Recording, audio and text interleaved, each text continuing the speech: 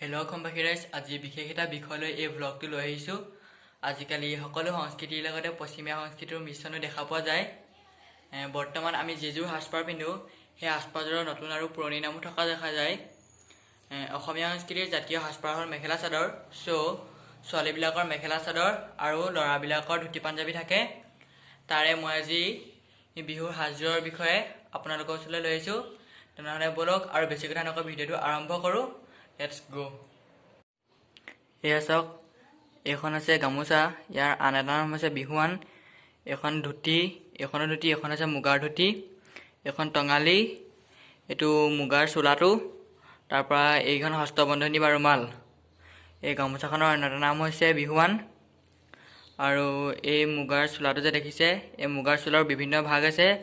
তাৰে ভাগবোৰৰ ভিতৰত হ'ল নৰা চোলা, এঙা চোলা, হলৌ চোলা, মিৰ্জাই চোলা, ফুটও চোলা, মোগলাই চোলা, ঘাগৰাই চোলা, গুমচেং চোলা, চাটন চোলা, বুটাদাৰ চোলা, জালি চোলা ইত্যাদি।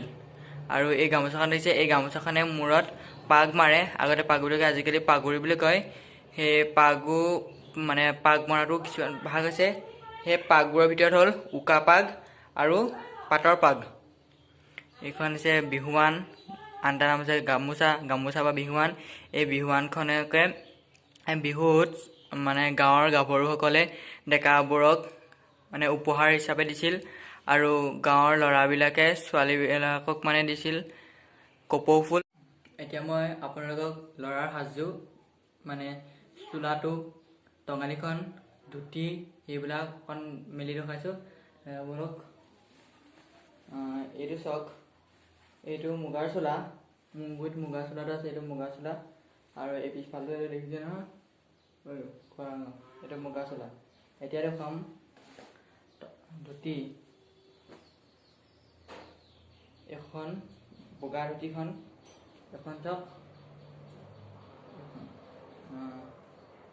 এতিয়া দেখাইছোঁ গামোচা, আনটোৰ নাম বিহুৱান, গামোচা বা বিহুৱান, এখন চাওক। এতিয়া দেখাইছোঁ টঙালিখন, এখন হৈছে টঙালি, এখন মেলি নিদিওঁ বাৰু, এখন টঙালি। তাৰপৰা আৰু এখন হৈছে মুগা ধুতি, এখন মুগাৰ ধুতি দেখিলে।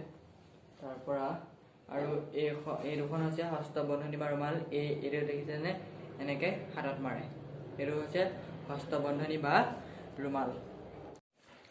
এতিয়া বলক ছোৱালীৰ সাজপাৰযোৰ দেখুৱাম।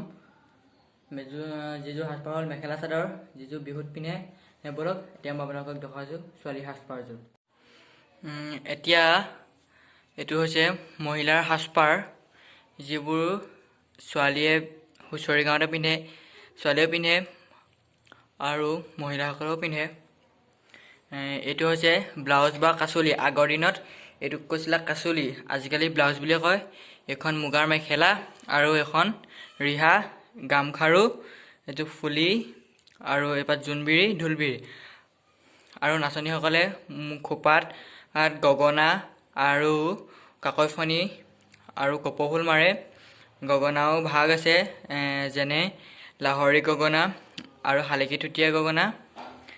এতিয়া এই যোনখন মুগা মেখেলা দেখিছেনে, এই মুগা মেখেলাখনৰ ভাগ আছে। তাৰে ভাগবোৰ হ'ল গুমচেঙৰ মেখেলা, বুটা বচা মেখেলা, চাটনৰ মেখেলা, কাৰচিপৰ মেখেলা, বন কৰা মেখেলা, এইখন এতিয়া মুগাৰ মেখেলা, কিংখাপৰ মেখেলা, গাৰি দিয়া মেখেলা, নৰা মেখেলা আৰু তিতাকৰীয়া মেখেলা। এই ৰিহাখন যে দেখিছে, এই ৰিহাখন আগৰ যোনবোৰ ৰিহা আছিলে মহিলাসকলে পিন্ধিছিলে। সেই ৰিহাখন হৈছে 8 হাত দীঘল আৰু 1.5 হাত বহল। দীঘলটো হৈছে 8 হাত আৰু বহলটো হৈছে 1.5 হাত। এই ৰিহাৰো ভাগ আছে।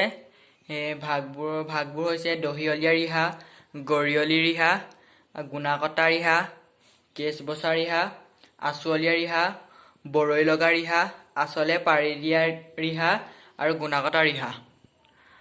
আৰু বিহুত ব্যৱহাৰ কৰা এবিধ বস্তু হৈছে জাপি। জাপিৰো ভাগ আছে।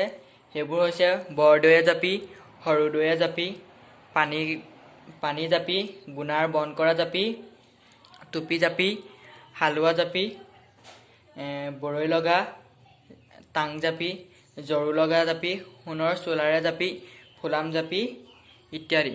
আৰু নাচনীয়ে আৰু মানে যোনটো নাচনীয়ে বিহুত ব্যৱহাৰ কৰে সেইটো হৈছে হাঁচতি। হাঁচতিখন হৈছে মই আপোনালোকক দেখাইছোঁ হাঁচতিখন। এইখন হৈছে হাঁচতি। হাঁচতিৰো ভাগ আছে। হাঁচতি মানে হাঁচতিখনত এখন কটাৰী বান্ধি থোৱা থাকে। সেই হাঁচতিৰো ভাগ আছে। সেইবোৰ হৈছে মূৰ হাঁচতি আৰু তামোল বন্ধা হাঁচতি। আৰু আছে মোৰ এতিয়া মনত নাই, সেইটোৱে মোৰ দুটাই মনত আছে, মূৰ হাঁচতি আৰু তামোল বন্ধা হাঁচতি। এইখন হৈছে তামোল বন্ধা হাঁচতি। এতিয়া মই আপোনালোকক ছোৱালী আৰু ল'ৰাৰ সাজপাৰযোৰ সম্পূৰ্ণকৈ দেখুৱাই দিছোঁ, এয়া চাই লওক। আৰু বিহুত বজোৱা বাদ্যযন্ত্ৰবোৰ হৈছে ঢোল, তাল, পেঁপা, গগনা, সুতুলি ইত্যাদি। পেঁপাটো ম'হৰ শিঙেৰে তৈয়াৰ কৰা হয় আৰু গগনাডাল বাঁহৰে, কাকৈ বাঁহৰ, ঢোলটো গছৰ খোলাৰে, যেনে কঁঠাল গছৰ খোলাৰে তৈয়াৰ কৰা হয়। আৰু ছালকেইখন তৈয়াৰ কৰা হয় গৰুৰ ছাল। তাৰপিছত তাত যোনবোৰ তাৰ ওপৰত যে লাগি থাকে গৰুৰ ছালৰ দৰে, সেইবোৰ কয় বৰতি। আৰু ঢোলটো বজোৱা হয় ঢোলৰ মাৰিৰে। সোঁপিনে কোবনি বুলি কয় আৰু বাওঁপিনে যোনটো বজায় সেইখনক কয় তালি। তালিখন হাতেৰে বজায়, বাওঁ হাত সোঁ হাত মতলব নাই, হাতেৰে বজায় আৰু কোবনিত এডাল বাঁহৰ মাৰিৰে কোবায়। এইকেইটাই হৈছে বিহুত বজোৱা বাদ্যযন্ত্ৰ।